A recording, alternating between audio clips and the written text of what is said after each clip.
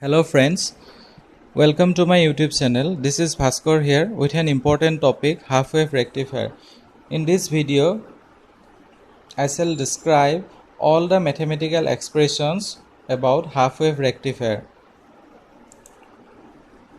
So friends, rectifier circuits are nothing but the application of diodes. So before we start, we should know some basic facts about PN junction diode. Okay. So the first fact is a PN junction diode is said to be in forward bias connection when the P side of the diode is connected to positive of the supply and the N side of the diode is connected to negative of the supply. Similarly, a PN junction diode is said to be in reverse bias mode when the P side of the diode is connected to negative of the supply and N side of the diode is connected to positive of the supply. And the second fact is a PN junction diode offers a very low resistance under forward bias condition. For ideal diodes, this resistance is 0. That means a PN junction diode is said to be in short circuited mode under forward bias condition. Similarly, under reverse bias condition, a PN junction diode offers a very high resistance. For ideal diodes, this high resistance is almost equal to infinity. So, a PN junction diode is said to be in open circuit connection when it is connected in reverse bias mode. Okay. So friends, a rectifier is a device that converts alternating current to direct current. It is done by using a diode or group of diodes. Friends, rectifier circuits are classified into two categories. First one is half-wave rectifier and second one is full-wave rectifier. In this video, we shall discuss only about half-wave rectifier. So friends, half-wave rectifiers use only one diode while a full-wave rectifier uses multiple diodes. So why we need a rectifier? Friends, since most of the DC circuit we use requires a direct current, so we can't get that direct current from the AC supply. For that purpose, we have to insert a circuit which will convert the supplied AC current into direct current, and that circuit is known as rectifier. So half-wave rectifier is basically a device that allows only one half cycle of an AC voltage waveform to pass, blocking the other half cycle. So from this operation, these rectifiers are known as half-wave rectifier because it allows only one half of the supply voltage. So in this diagram, this is nothing but the sinusoidal AC voltage. If we allow this sinusoidal AC voltage to pass through this PN junction diode, then what will happen? You see, during this positive half of the sinusoidal AC voltage, this P side of the diode will become positive and this N side of the diode will become negative. Hence, this PN junction will be in forward bias connection. So, the entire input voltage will pass through this PN junction diode and it will appear across output. Again, during this negative half cycle of this AC quantity, the PN junction diode becomes reverse bias. How? Because this P side of the diode is connected to negative and this N side of the diode is connected to positive. So during this negative half of this supply voltage, what will happen? This diode will behave as an open circuit because it is in reverse bias connection. So no voltage will appear across this output. Again, during this positive half will appear across output. So this is the half wave operation. Friends, this is a complete half wave rectifier circuit. It mainly consists of a transformer, a load resistance and a PN junction diode.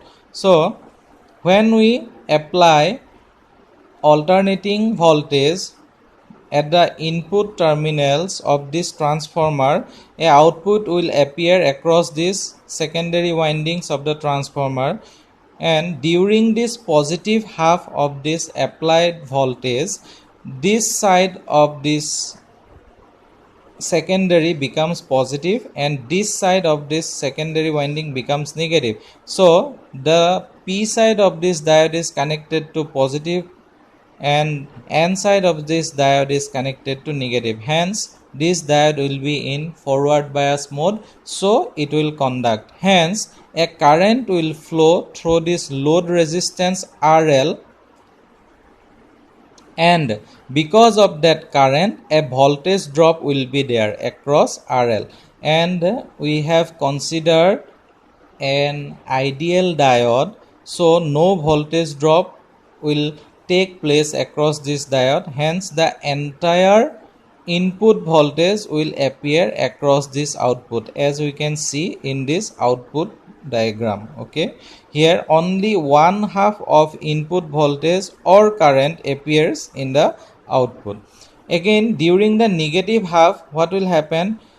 This negative voltage also transformed with the help of this transformer, but during this negative half, this end of this secondary becomes negative and this end of this secondary winding becomes positive. Now this P side of the diode is connected to negative of this supply and the N side of the diode is connected to positive of this supply. That means this diode will be in reverse bias mode this time, so it will offer infinite resistance to the flow of current. So no current will flow through this diode, hence no voltage drop across this load resistance RL, so we will get zero output between X to twice X.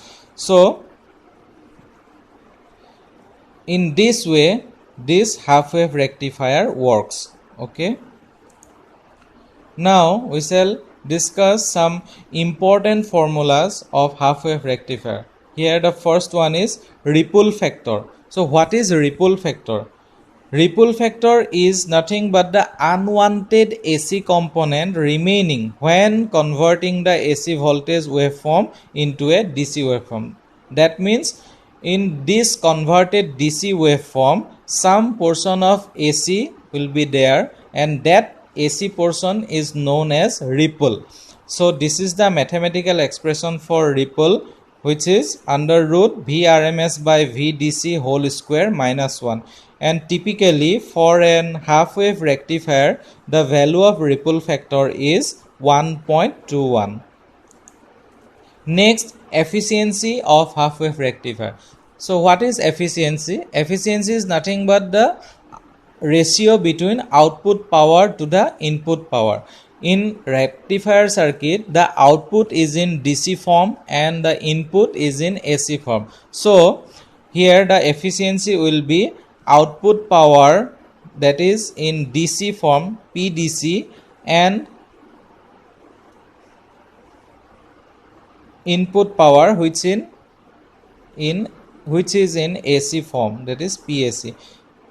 Typically the efficiency of a half wave rectifier is equal to 40.6. This is the maximum value.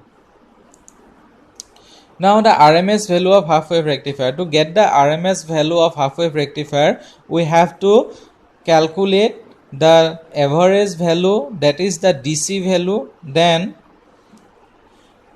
with the help of this DC value, we can find RMS value. How? To multiply the DC value by pi by 2, we can get the RMS value, because at the output the voltage or current will appear only one half. So we have to multiply this DC value by pi by 2. Next, peak inverse voltage of half wave rectifier. So what is peak inverse voltage? Peak inverse voltage is nothing but the voltage appear across an PN junction diode when it is connected in reverse bias mode. That means we must know the value of PIV while using a PN junction diode in reverse bias mode. If we slightly increase the voltage beyond the PIV value, then the diode will automatically burn out. So this is very important factor, PIV, for a PN junction diode. Next, form factor. Form factor is nothing but the ratio between RMS value to average value, and typically for half wave rectifier the form factor value is 1.57. Next, the output DC voltage. So the output voltage, that is VDC, across the load resistor is denoted by VDC equal to Vs max by pi. What is Vs max? Vs max is nothing but the maximum value of supply voltage. So friends, this is all about half wave rectifier. If you like the video, please press the like button and don't forget to share with your friends. And friends, please subscribe my channel to get the videos like this.